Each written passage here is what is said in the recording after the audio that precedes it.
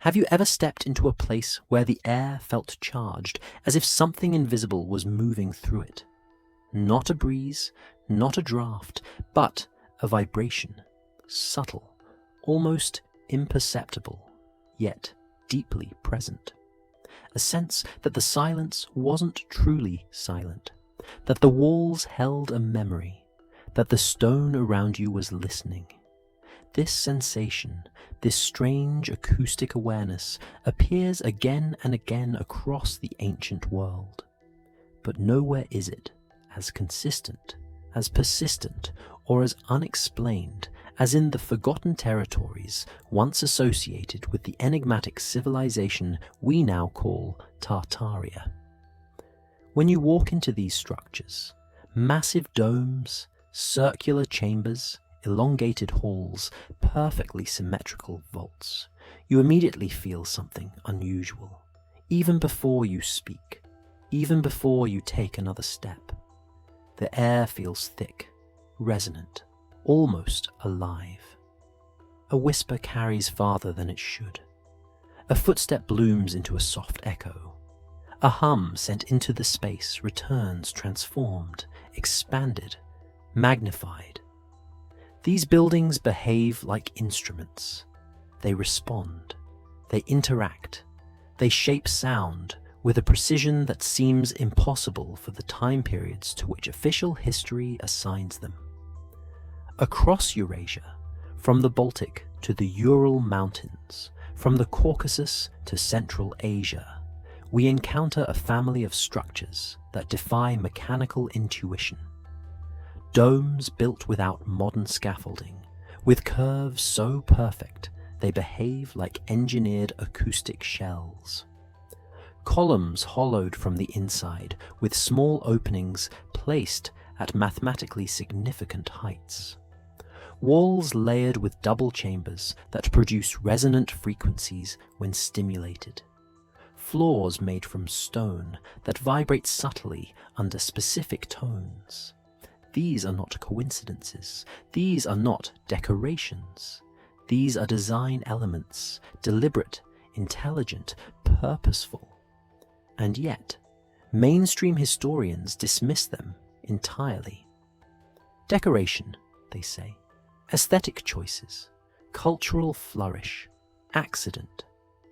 But when the same acoustic phenomena appear across different regions, different eras, different cultures, when the same geometry, the same proportions, the same harmonic structures show up again and again, the explanation of coincidence becomes harder to accept. Patterns mean something. Repetition means something. And when the repetition follows mathematical relationships that correspond to harmonic frequencies, someone is designing with intention. Step inside one of these forgotten halls. Imagine standing in a circular chamber carved from stone, smooth and symmetrical. You walk to the center. You whisper. Your voice doesn't bounce randomly across the walls. It travels with direction, as if guided. You move slightly to the left and find a focal point where a single breath becomes amplified. You walk under the dome and your hum resonates. Not chaotically, but at specific notes. These notes differ depending on where you stand. Move 1 meter forward and the frequency changes. Move another meter and it changes again. It is as if the entire building is tuned like a musical instrument. Acoustic engineers today would use computers to simulate such behavior. Digital tools, precision modeling, laser measurements. Yet these structures were supposedly built centuries before such tools existed. No microphones, no algorithms, no acoustic labs. How then did they achieve this level of precision? The official answer, intuition. But intuition does not explain the repeating ratios. It does not explain the consistent harmonic frequencies. It does not explain chambers tuned to the same notes across thousands of kilometers. It does not explain the presence of architectural features designed only for acoustic manipulation.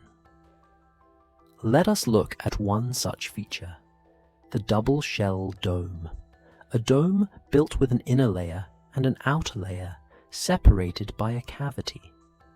This cavity acts like an acoustic buffer, a resonant chamber that alters the propagation of sound.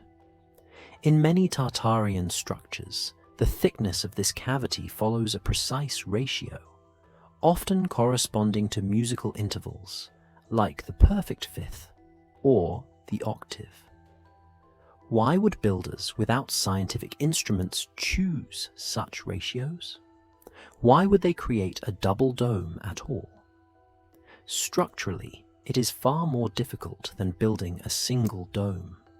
Decoratively, it makes no difference to the outside observer, but acoustically, it changes everything. Another example, elliptical chambers. Ellipses have two focal points. Sound emitted from one focus travels naturally and intensely to the other. This is not intuitive unless you understand geometry deeply. Yet, we find elliptical chambers in ancient monasteries, mosques, and palaces across Tartaria's supposed territories. Even more strangely, some of these ellipses are rotated relative to the building's axis, as if designed to direct sound toward a specific location, not toward an altar, not toward a throne, but toward a seemingly insignificant point on the floor or wall. A point whose purpose has been forgotten. What were these places used for? Why was sound so important? Modern researchers propose several theories, each more fascinating than the last. One theory suggests healing. Sound therapy today is a growing field. We know frequencies affect the human body.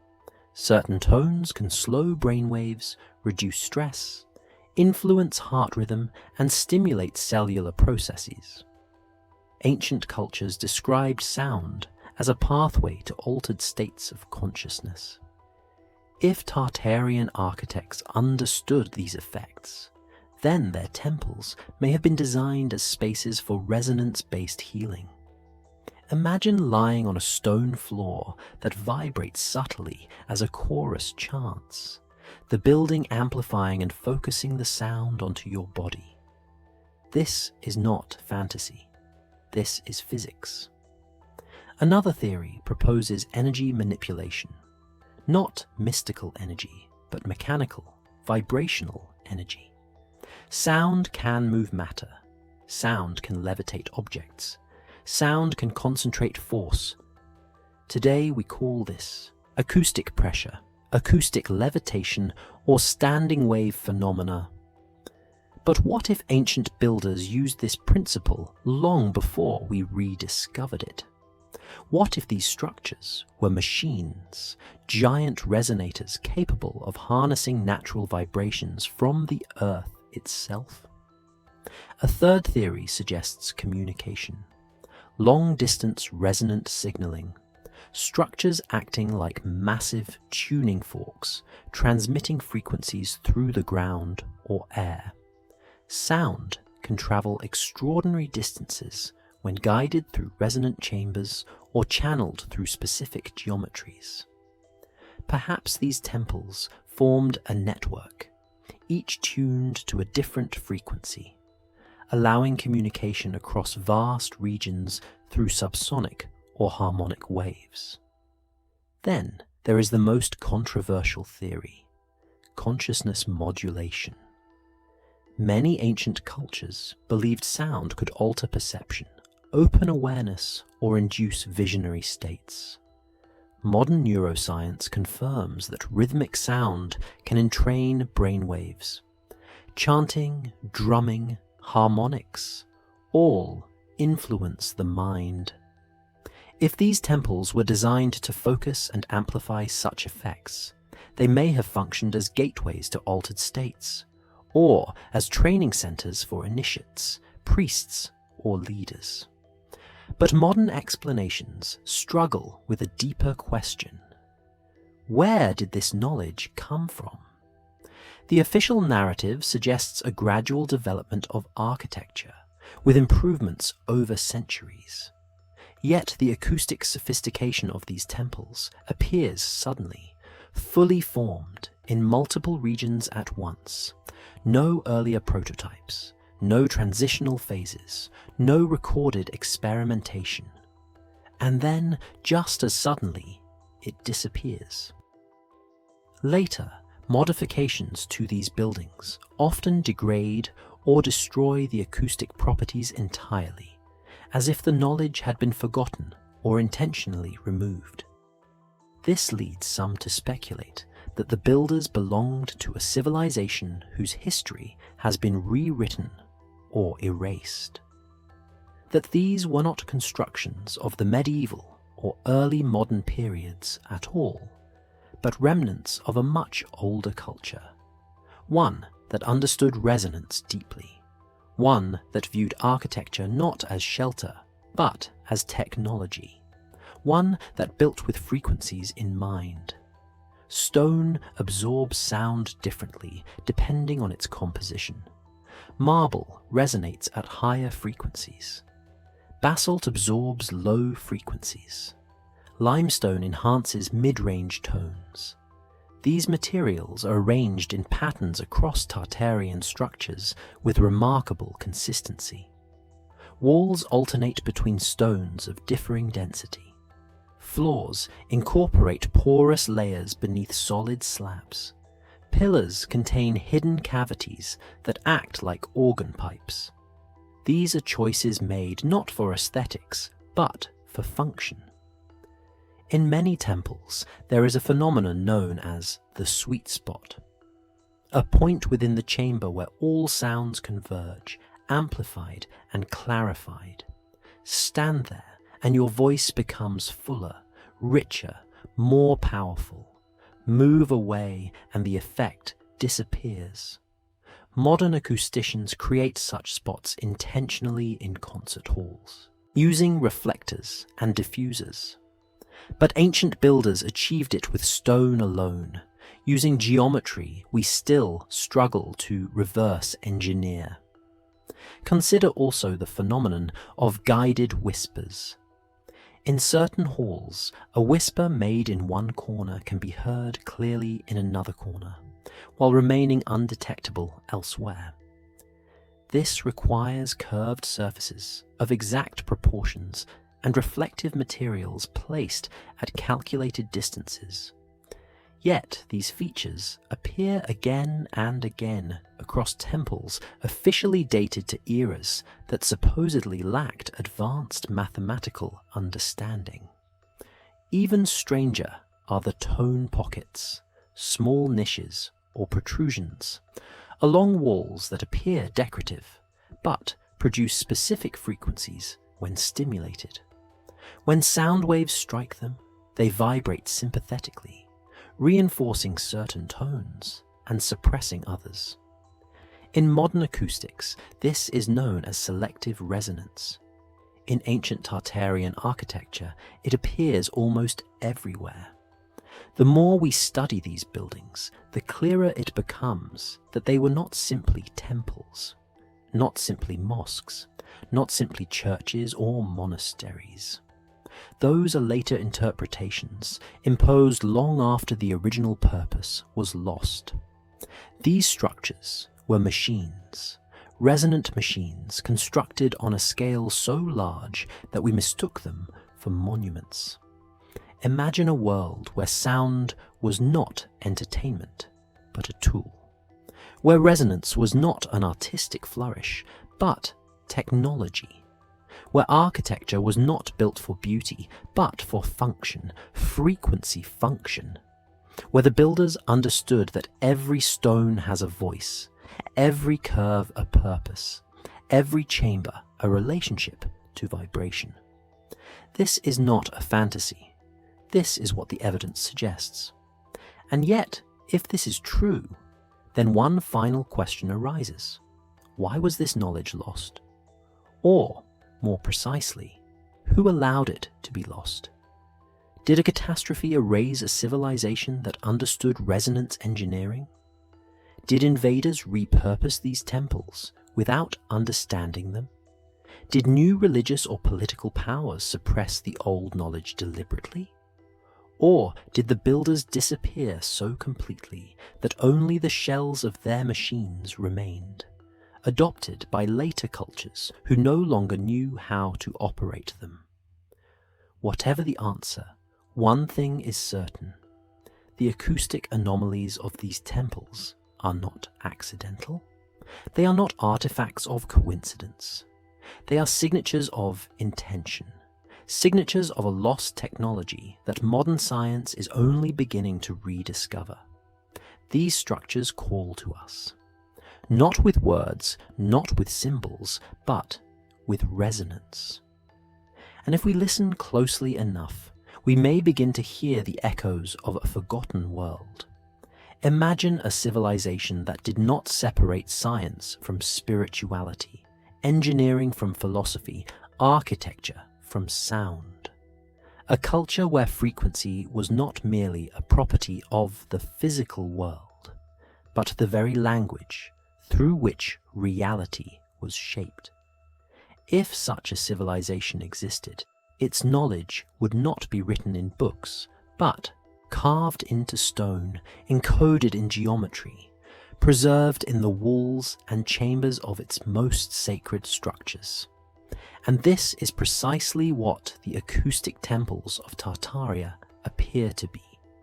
Repositories of knowledge built not through texts, but through resonance. To understand what these structures might have been used for, we must first appreciate the power of sound itself.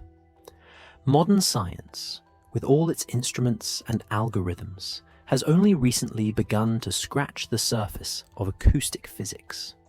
Standing waves, cymatics, resonance frequencies, mechanical vibration, acoustic levitation, these phenomena were rediscovered in laboratories, but seem to echo an intuition far older than our current understanding. When sound hits a surface, it leaves patterns. When vibration meets structure, it shapes matter. When resonance meets geometry, unexpected things begin to happen. Consider the simple act of humming inside a resonant chamber. The tone reverberates, interacts with the space, amplifies or diminishes depending on where you stand. If the chamber is tuned, constructed along harmonic proportions, the hum can trigger sympathetic vibrations in the walls themselves. The structure begins to sing back. Modern acoustic engineers design concert halls with this in mind, but these ancient architects did it with stone, wood, metal, and geometry alone. They built machines that respond to human voice, machines that amplify intention, machines that interact with consciousness. Many Tartarian structures exhibit what we now call parametric resonance. In such spaces, small sounds can produce large effects. A whisper becomes a tone, a breath becomes a wave, a single note becomes a harmonic bloom that fills the chamber. This is not normal behavior. Parametric resonance requires carefully controlled geometry, precise materials, and an understanding of harmonics. Yet, these structures, scattered across thousands of kilometers, share the same principles. What does this imply? That the builders were following a shared set of acoustic principles, that they were part of an architectural lineage focused on resonance, that they knew how to design buildings that interact with sound in ways we still struggle to understand. Let us consider the concept of the sacred hum. Across various ancient cultures, a low, sustained vocal tone was used in ritual, meditation, and healing. This hum aligns with natural frequencies of the human body and brain, notably around 100 to 150 Hz. In many Tartarian buildings, this exact range is where resonance peaks occur, not by accident, but by design. When a person hums within this frequency range inside a domed chamber, the entire room activates. Vibrations propagate, harmonics bloom, and something changes inside the room and inside the person. Could it be that these temples were designed for harmonic alignment, for tuning the human body, for psychological or spiritual transformation?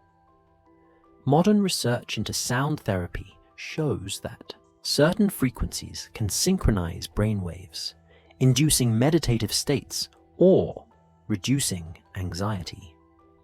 Ancient builders may have understood this experientially. Perhaps they discovered, through centuries of experimentation, that certain shapes produce certain effects. That a dome amplifies high frequencies. That a circle distributes sound evenly. That an ellipse focuses sound. That a double shell structure enhances resonance. Over time, these discoveries may have become codified into architectural rules, rules we no longer recognize but can still measure. Now let us examine another phenomenon: acoustic shadows. In many Tartarian structures, there are zones where sound disappears entirely, not absorbed by the walls, not diffused into silence, but cancelled through interference. These shadow zones are not random. They form geometric patterns mapped to the architecture itself. In some temples, these zones lie directly beneath domes, in others, along the walls. In a few, they create paths, silent corridors that guide movement through the building. Why create such zones? Modern acoustics uses them intentionally to manage sound distribution. Ancient architects may have used them for ritual purposes, for walking meditation, silent initiation practices, or as separation zones between different acoustic environments. By controlling where sound exists and where it doesn't, the architects control the psychological and emotional experience of the visitor. This level of sophistication is far beyond the traditional understanding of medieval builders. It implies a deeper intention. The question, then, is not whether these builders understood acoustics. They clearly did. The question is how they understood it. Did they use mathematical formulas? Did they rely on instruments? Did they possess tools now lost?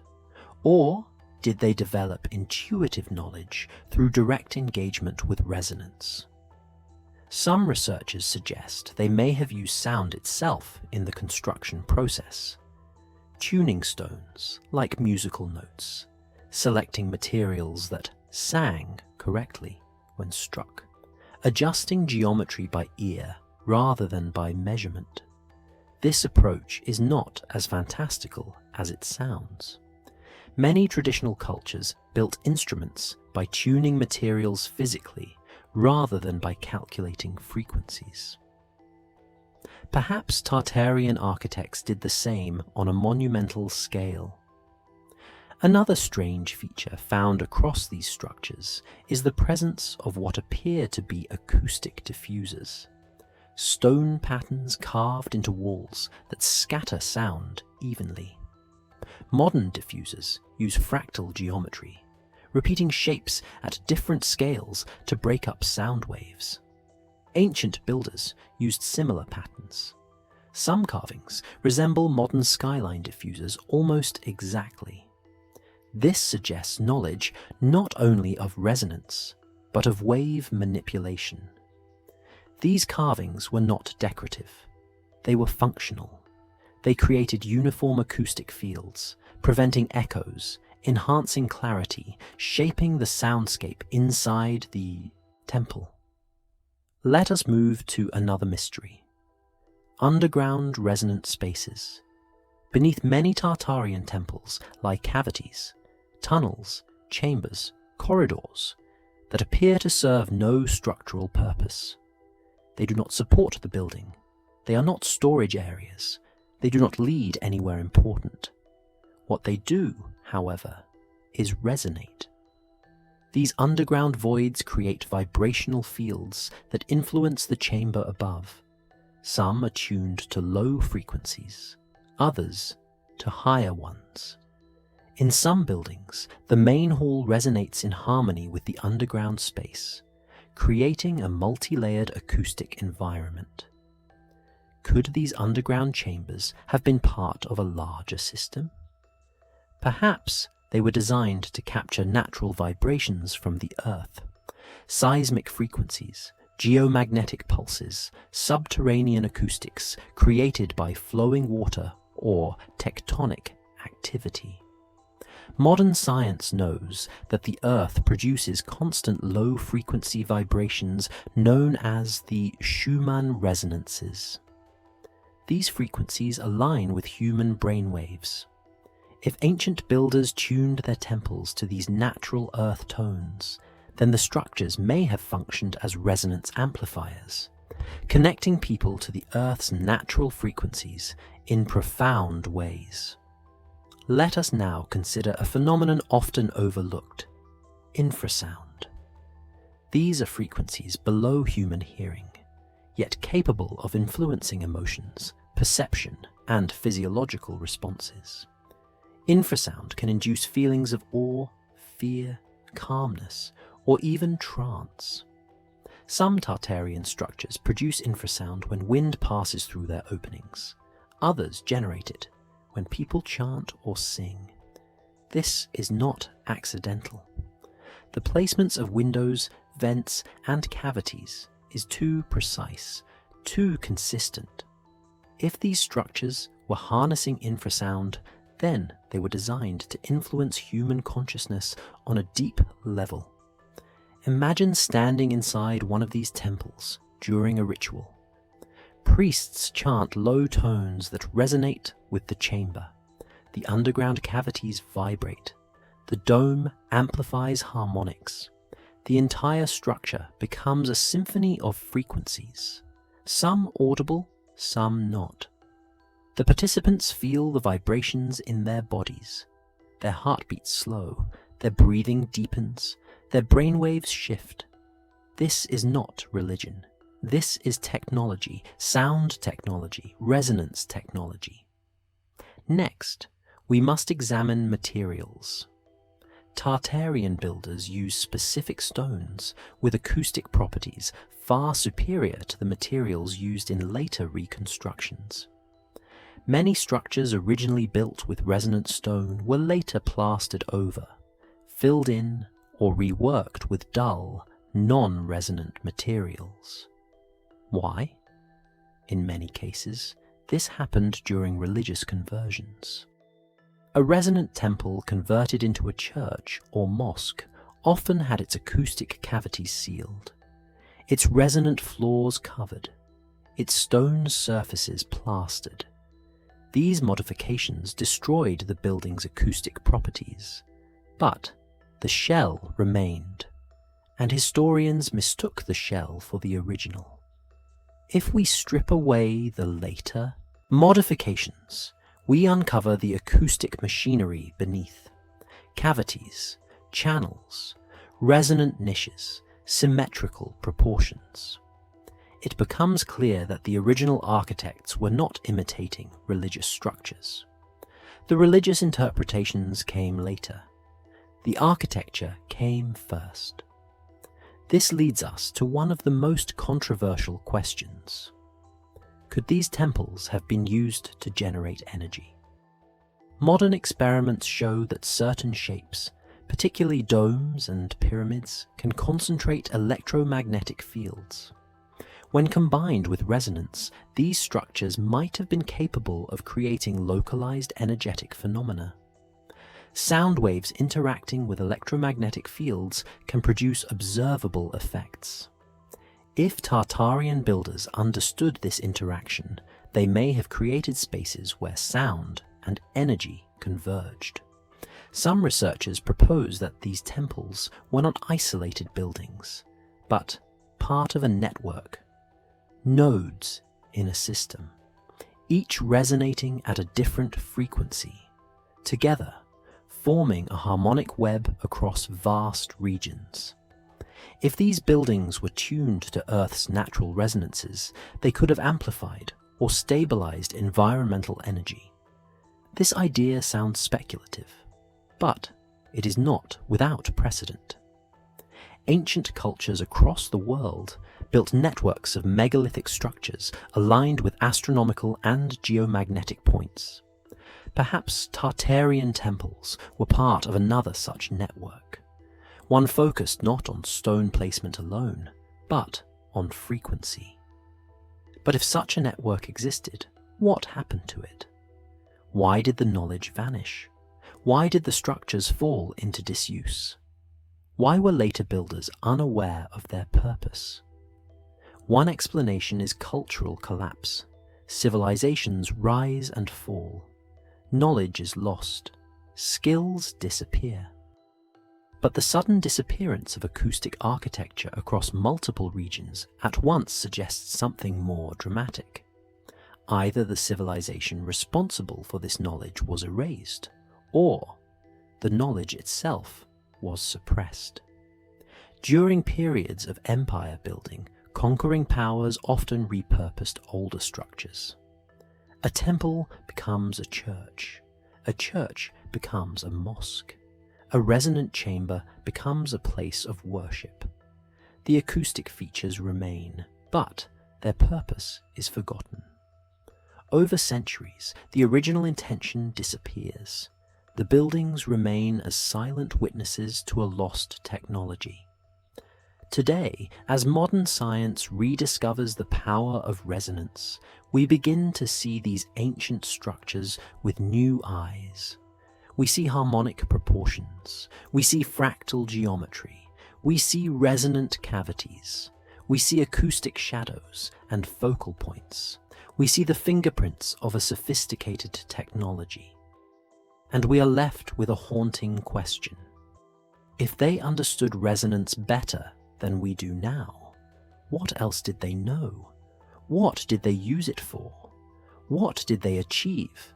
And why did it all vanish? In the silent chambers of these forgotten temples, the answers may still be waiting. Echoing faintly in the stone, vibrating in the walls, whispering through the air. All we need to do is listen. If sound was once a pillar of ancient technology, then the acoustic temples of Tartaria were not the exception. They were the centerpiece. Imagine walking through a world where buildings did more than shelter, where spaces were engineered to harmonize with the earth beneath them, where stone chambers amplified intention, where domes whispered secrets, where resonance was as essential as water, as fire, as breath. Whoever built these structures was not simply constructing architecture. They were shaping an experience, manipulating vibration itself. This is why these temples do not simply look mysterious, they feel mysterious. The architecture affects you even before you understand why. Let us now explore the psychological impact of these spaces. Modern neuroscience investigates a field called psychoacoustics, the study of how sound influences the human brain. Low frequencies can induce anxiety or awe. Mid-range tones support speech clarity and emotional engagement. High frequencies sharpen attention or create discomfort depending on intensity. The builders of Tartarian temples appear to have understood these principles without formal science. They built environments where sound impacts the visitor deeply. The result is a psychological shift, a feeling of reverence, introspection, openness, or even slight disorientation. This may have been intentional. Perhaps the architects designed these spaces to prepare the mind for ritual or teaching. Perhaps they understood that a resonant environment could open the listener to deeper learning. Or perhaps the resonance was itself the lesson. But resonance affects more than the mind. It affects the body. Scientists know that sound waves travel through water more efficiently than through air. The human body is mostly water. Thus, vibrations felt within these temples may have influenced internal systems, heartbeat, circulation, nerve activity. Visitors would not merely hear sound, they would feel it. They would resonate with the space. This creates a profound form of connection between human beings and architecture, one we have nearly forgotten in the modern era. Most contemporary buildings are acoustically dead. They muffle sound, absorb it, break it into meaninglessness. But Tartarian temples enliven sound. They amplify it. They magnify the human presence. Perhaps that was the point, to remind people that they are part of something larger. This brings us to a deeper question. What worldview produces architecture like this? A worldview where sound matters this much. A worldview where resonance is technology. A worldview where geometry is not abstract, but alive. Most modern societies separate knowledge into categories: physics, art, spirituality, engineering. But ancient civilizations often saw these domains as one. In many ancient traditions, sound was the origin of creation. The Om of India, the Logos of Greece, the Word in Abrahamic texts, the primordial sound in Sufi cosmology. The idea that vibration precedes matter is widespread. If Tartaria inherited or developed such a worldview, then their architecture would reflect it. Their temples would be harmonic instruments of creation, not symbols, but functioning machines. Consider also how architecture influences social structure. If buildings are designed to produce specific resonance, then gatherings within them would produce predictable emotional and mental states. Leaders could speak from focal points where their voices are amplified naturally, giving them presence and authority. Groups could chant in unison, producing shared vibrational experiences that unify consciousness. Rituals performed in such spaces would feel profound, not because of belief alone, but because the environment physically shapes the participants' experience. Perhaps these temples were places where community coherence was strengthened through sound, a type of social technology, a harmonic unification. And yet, despite their sophistication, these structures are curiously absent from mainstream historical narratives. We are told that they are churches, mosques, synagogues, monasteries, or civic buildings. Yet their acoustic features serve none of these purposes. These features do not improve sermons. They do not help choirs. They do not support daily religious rituals. In fact, some of the acoustic properties, like whispering galleries, work against the purposes of organized religion, allowing private conversations to carry farther than intended. Many of the resonant cavities beneath floors would disrupt religious speech. So why are they there? The simplest answer: the religious layers came later. The resonant structures predate the religious functions assigned to them. The shell was inherited, the purpose forgotten, the acoustics misunderstood. This pattern repeats across countless sites. The original structure is built with harmonic precision, then later converted, modified, reinterpreted. The original purpose is lost, not through conspiracy, but through time. Yet, there may also be deliberate erasure at work. Across the past 2 centuries, many of these resonant features have been removed or compromised. Plastered walls, filled-in chambers, new floors placed over vibrating stone slabs. Restoration projects that emphasize aesthetics over acoustics. Each modification pushes the building further away from its original function. Whether intentional or accidental, the result is the same. The technology is harder to detect, harder to study, harder to rediscover. Let us now consider the possibility that these temples served a scientific purpose, one involving the measurement or manipulation of natural frequencies. Modern geophysics identifies many vibrational patterns across the Earth: seismic waves, geothermal resonance, magnetic field oscillations. Could ancient architects have built structures to interface with these natural forces? A domed chamber with a resonant cavity beneath it could act as a giant sensor, detecting subtle shifts in the Earth's resonance. Such a space might amplify ground vibrations, making them audible or perceptible to trained practitioners. This would allow ancient cultures to predict earthquakes, track seasonal changes, or detect distant geological events.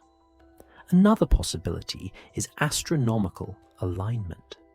Many ancient cultures built structures aligned with the stars. But what if Tartarian temples were not just aligned spatially, but resonantly? The Earth itself resonates at different frequencies depending on its position relative to the Sun and Moon. If the temples were tuned to these frequencies, they could have functioned as planetary monitors, giant instruments recording the vibrational state of the world. The idea seems fantastical until we remember that resonance-based measurement is a cornerstone of modern science, from spectroscopy to seismology. Perhaps ancient builders reached similar conclusions independently, using architecture instead of electronic instruments. Next, we must explore the possibility that resonance was used not only for measurement, but for interaction. Modern researchers experiment with acoustic levitation, using sound waves to lift objects. It is real, it is measurable, and it is replicable. But scaling it to human proportions requires large resonant chambers and intense vibrational control. Some ancient myths describe stones that floated into place during construction. Legends across the world speak of sound as a tool for shaping or moving matter. While these accounts are usually dismissed as metaphor, the acoustic properties of Tartarian temples invite a different interpretation. Perhaps the builders understood resonance well enough to use it in the manipulation of heavy materials. Not levitation in the magical sense, but vibrational assistance, reducing friction, altering weight distribution, or coordinating labor with harmonically synchronized tools. Another phenomenon worth examining is entrainment. When two oscillating systems interact, they tend to synchronize. This occurs in biology, physics, and chemistry. Fireflies flash in unison, pendulums align, brainwaves harmonize with external rhythms. In a resonant environment, human beings would naturally entrain to the dominant frequencies of the space. Over time, this could produce shared mental states, shared emotional experiences, or even shared intuition. Perhaps gatherings inside these temples were designed to synchronize groups, making decision-making easier, fostering unity, or creating moments of collective insight. This is not speculation, Modern studies show that synchronized chanting or music can align heartbeats and brainwaves among participants. Now, imagine such synchronization in a structure precisely tuned for it. Let us now explore the role of geometry. Throughout Tartarian architecture, sacred geometric patterns appear repeatedly. Circles, ellipses, spirals, hexagons.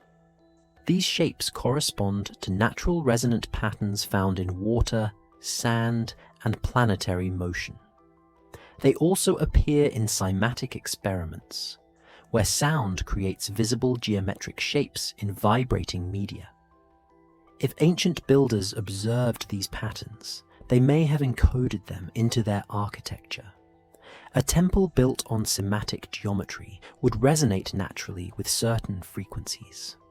The architecture would become a physical representation of harmonic laws. Each wall, each dome, each arch would embody a resonance pattern. These patterns are not arbitrary. They appear across cultures and continents. They suggest a universal understanding of how vibration organizes matter. Modern physics calls this morphogenesis, the idea that form emerges from frequency. If Tartarian architects embraced this worldview, then their temples were not symbolic or decorative. They were scientific. They were tools for studying the relationship between vibration and form. Tools for interacting with the vibrational nature of reality.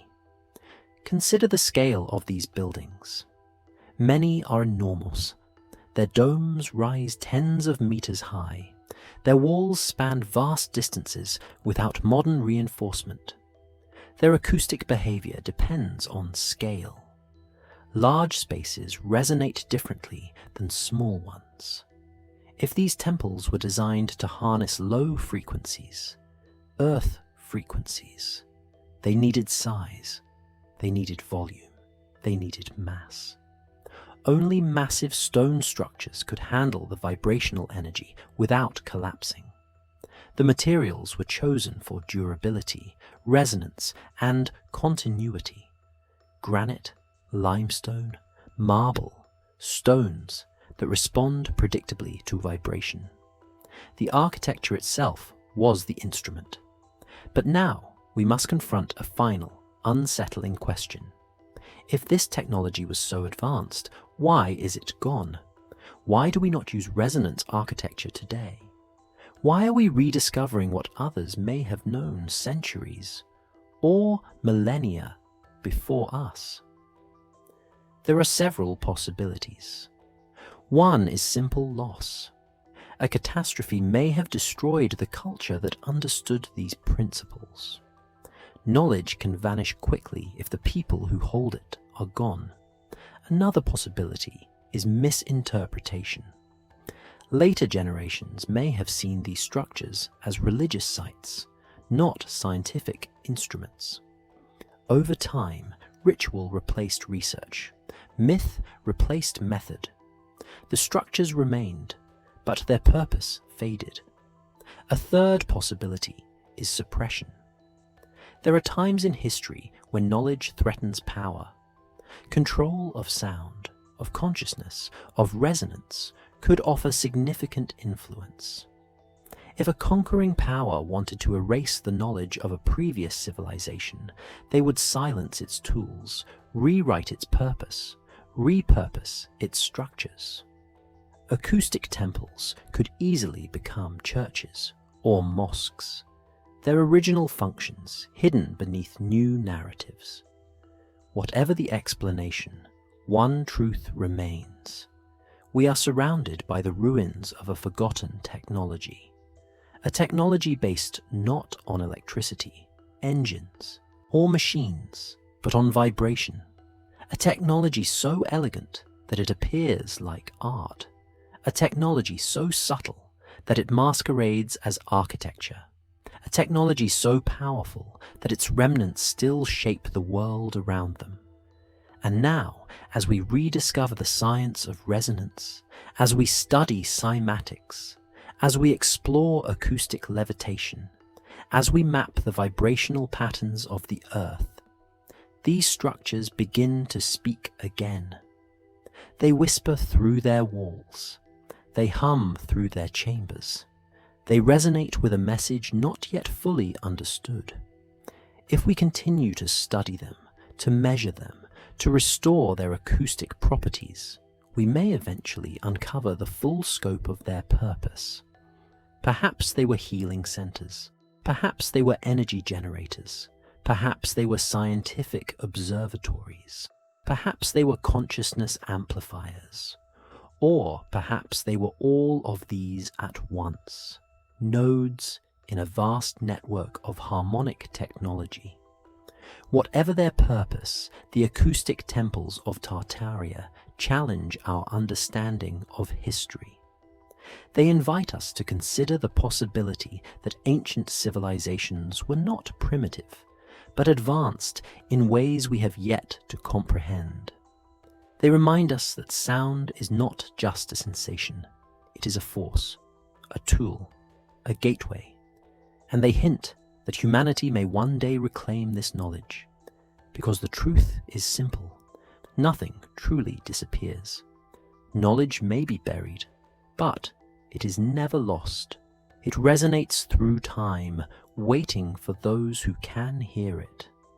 And perhaps, in the silent chambers of these forgotten temples, the echoes of a lost civilization are waiting for us to listen once more.